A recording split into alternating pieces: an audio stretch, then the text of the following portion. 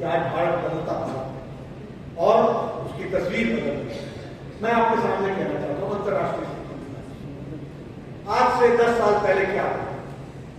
आज से 10 साल पहले हम जो भी पोजीशन लेते थे, इधर से भी बचो उधर से भी बचो और बीच बीच से चलो, यही था नहीं था? हम कोई स्टैंड नहीं लेते। लेकिन प्रधानमंत्री मोदी जी ने चाहे यूक्रेन वॉर हो, जो भारत का पक्ष था उसको सामने रखा। कुछ लोग हमारे से एग्री किए, कुछ हमसे डिसएग्री किए, लेकिन उन्होंने हमारे स्टैंड को अप्रिशिएट किया कि भारत ने अपना पक्ष रखा है और भारत अपने पक्ष के साथ है।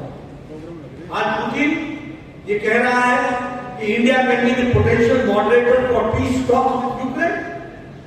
आज मोदी जी की छवि कहां पहुंची है, इस बात को आपको समझना चाहिए।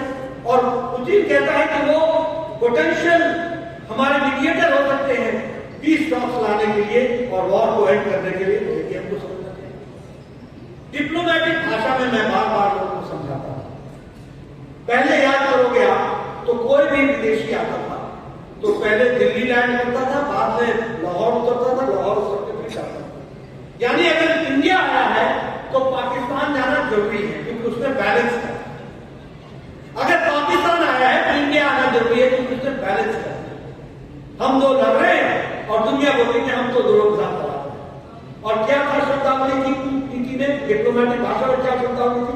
India and Pakistan.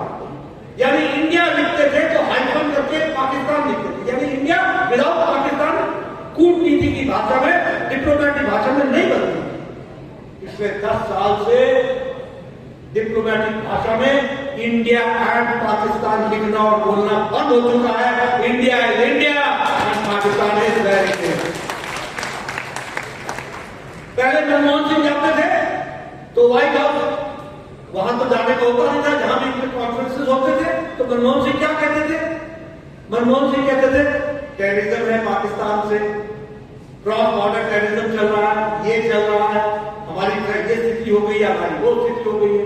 आज मोदी जी जाते हैं तो वायलेंस से बात तो करते हैं, आईटी सेक्टर में हम कैसे आगे बढ़ सकते हैं, सेमीकंडक्टर में हम कैसे आगे बढ़ सकते हैं, स्पेस में हम आगे कैसे बढ़ सकते हैं, इंटरनेशनल सोलर अलायंस में हम कैसे आगे बढ़ सकते हैं और वर्ल्ड के एनवायरमेंट के लिए हम क्या नेतृत्व दे सकते हैं, इस बात पर हम चर्चा करते हैं।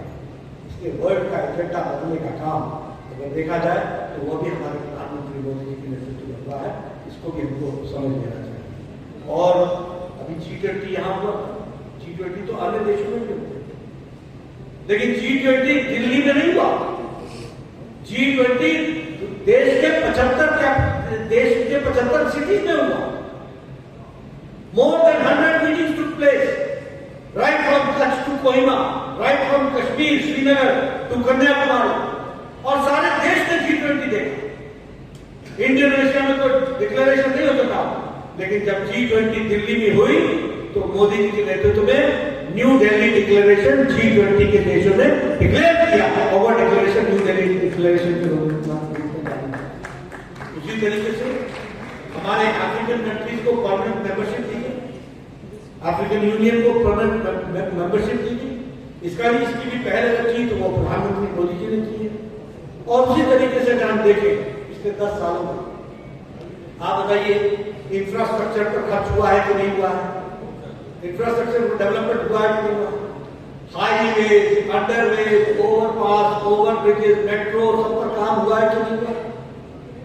नेशनल हाईवे 60% नेशनल हाईवे पिछले 10 साल में बने, 60%। और उसी तरीके से अगर मैं हरियाणा की बात करूं, आपको Indian institute of technology IIT का दिल्ली का कैंपस तो वो मिल गया।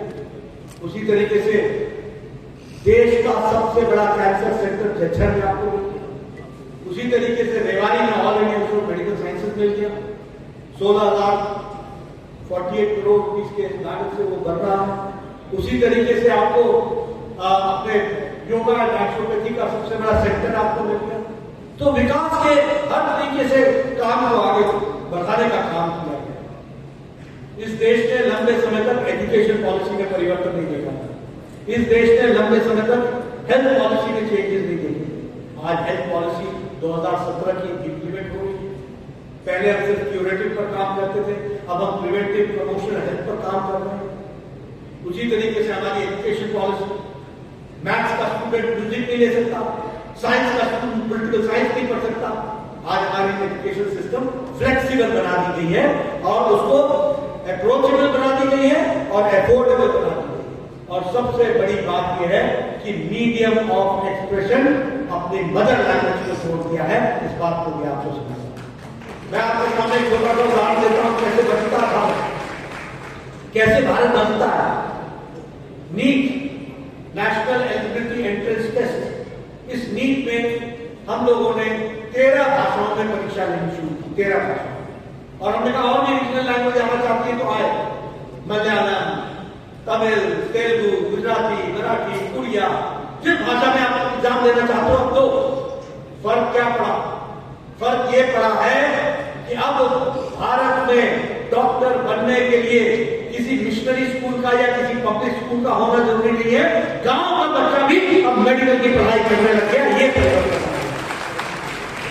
छोटे छोटे चेंजेस से देश कैसे बदलता है, कैसे इंडिया से भारत बन रहा है देश, उसको भी हमको समझ लेना चाहिए, उसको भी हमको ध्यान रखना चाहिए। टैक्स रिफॉर्म, जीएसटी, हर एक तरीके से उसको आगे बढ़ाने का, ट्रांसपेरेंट टैक्स सिस्टम को आगे बढ़ाने का काम किया है। 3 करोड़ नए मकान बनाए जाएंगे, ये सबसे marginal section of the society के लिए किया गया। 4 करोड़ बन चुके हैं, 3 करोड़ और बनाए गए। इस तरीके से विकास के साथ हुआ है ताकि कोई भी व्यक्ति कच्चे छत के नीचे न सो सके, उसको पक्का छत मिले और अच्छे से वो जीवन यापन कर सके। इस बात को जोड़ने का प्रयास। मैं यहां आपको ये भी बताना चाहता हूं, मैं इलेक्शन